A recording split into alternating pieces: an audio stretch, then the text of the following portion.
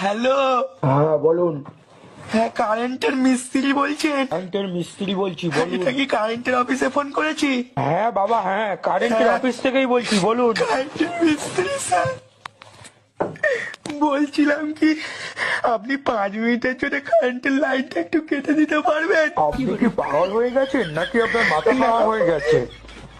জীবনের প্রথম একটা প্রেম করেছিলাম আর গার্লফ্রেন্ডের সঙ্গে দেখা করতে এসেছিলাম।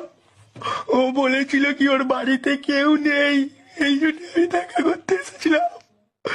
আমি চকলেট ডে করেছিলাম, কিস ডে, রোজ ডে, সব ডে পালন করেছি। করে ভ্যালেন্টাইন্স ডেও আমাকে ডেকেছে, বললো বাড়িতে কেউ নেই, ওই জন্য আমি দেখা করতে এসেছি।